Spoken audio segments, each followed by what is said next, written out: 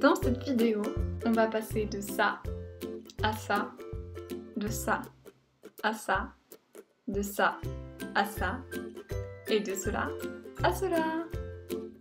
Salut salut! Aujourd'hui on se retrouve pour continuer le relooking de ma chambre. Alors ça fait un petit moment, je vous l'avoue. Alors on va directement commencer maintenant. C'est parti!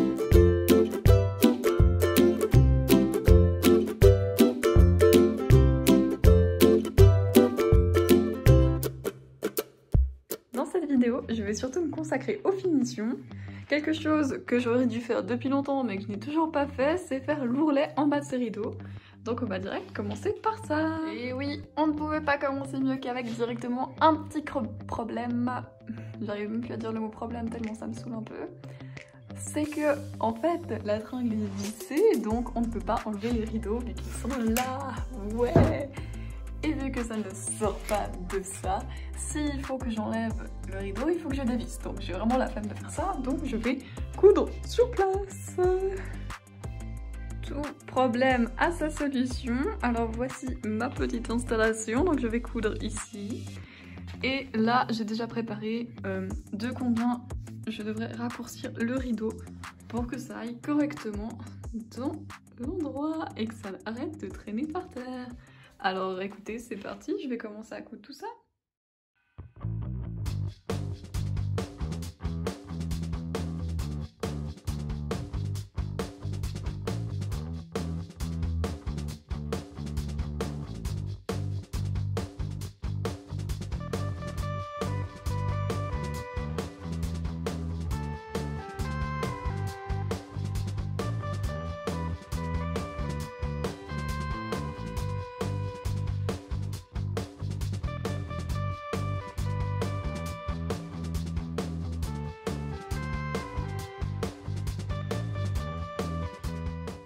Voilà ce que ça donne. Enfin, je me prendrai plus les pieds dans les rideaux. Alors franchement, c'est plutôt pas mal.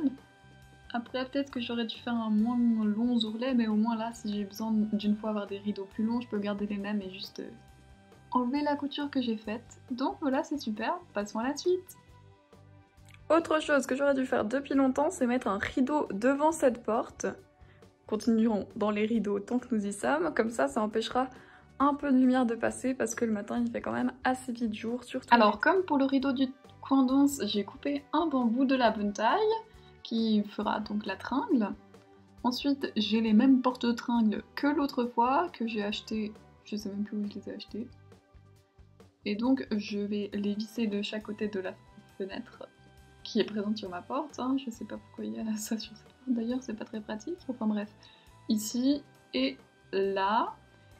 Et voilà. Et voilà ce que ça donne. C'est trop stylé. Merci à ma maman qui a cousu les ourlets du rideau. Et donc j'ai mis un petit nœud ici pour faire plus joli pendant la journée. Rouge parce que c'est bientôt Noël, hein, donc j'ai mis un peu de rouge pour décorer. Et comme ça la nuit, bah, il suffit d'ouvrir le nœud et ça cache la porte. Par contre, je vous avoue, ça fait déjà une nuit que j'ai dormi avec ces rideaux. Et c'est pas totalement opaque. Bon, on pouvait s'y attendre, hein, parce qu'en même temps ce sont des rideaux blancs, donc voilà, et j'ai eu une idée pendant la nuit, c'est que là, en fait, j'ai mis un petit objet décoratif, et bah, vu que je vais pas allumer la bougie tout le temps, je me suis dit que j'allais mettre des petites guirlandes dedans. Magnifique!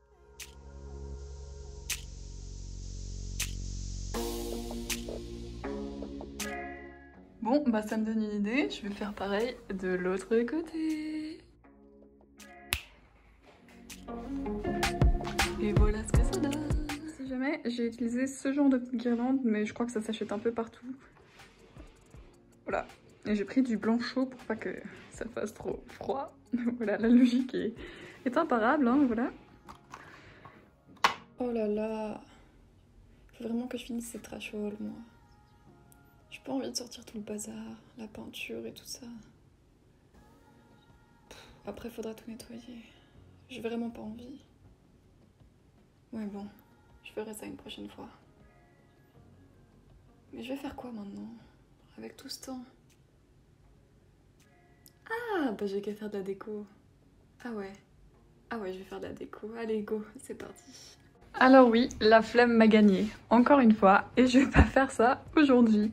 Bon, avec un temps pareil, ça donne pas très envie, hein, il pleut. Donc voilà, je vais plutôt faire de la déco. Donc on va faire ce mur-là. J'ai envie depuis longtemps de mettre ce genre de petit cadre sur le mur. J'en ai acheté plusieurs, je crois 6 ou 7. Donc voilà, par contre je suis en hésitation sur la position qu'ils vont prendre sur le mur. Bon, je vous retrouve toujours en doute total. Soit je vais faire genre une disposition dans ce style-là, du coup ici. Ou alors je veux faire un truc tout simple comme ça. Donc là-dessus, donc ce serait juste une ligne de 4 cadres. Ou encore ça. Ou encore ça. Et voilà, alors du coup j'ai choisi la dernière mise en place avec 2 horizontales et 5 verticales. Et maintenant je suis en train de faire les espèces d'affiches que je vais mettre dans les cadres. Donc je vous montre ça tout de suite. Et voilà ce que ça donne. Donc en fait j'ai mis des petits carrés de couleur au milieu de la feuille A4 vu que l'ouverture du cadre c'est la taille d'une feuille A4. Donc comme ça j'ai fait un petit carré et à l'intérieur j'ai écrit des citations par exemple. Et sinon j'ai aussi mis des images, donc je vais vous montrer tout de suite.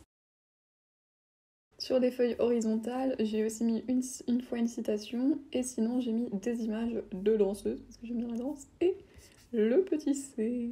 Voilà. Et ben il reste plus qu'à imprimer tout ça et mettre ça en place. C'est parti!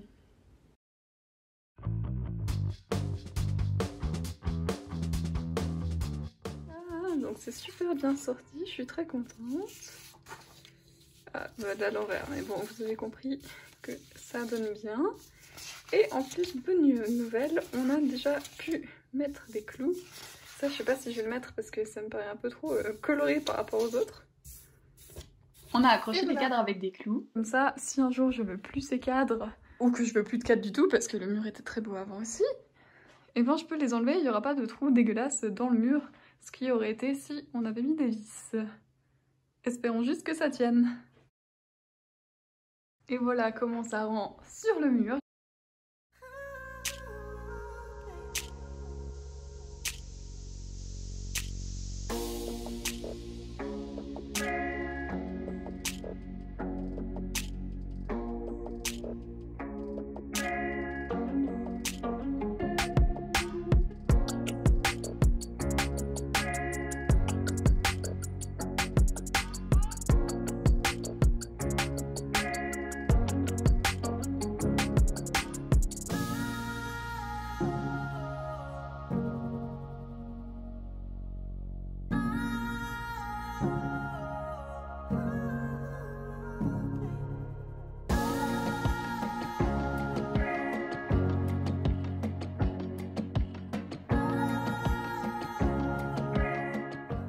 J'espère que cette vidéo vous a plu et je vous dis à la semaine prochaine pour une nouvelle vidéo.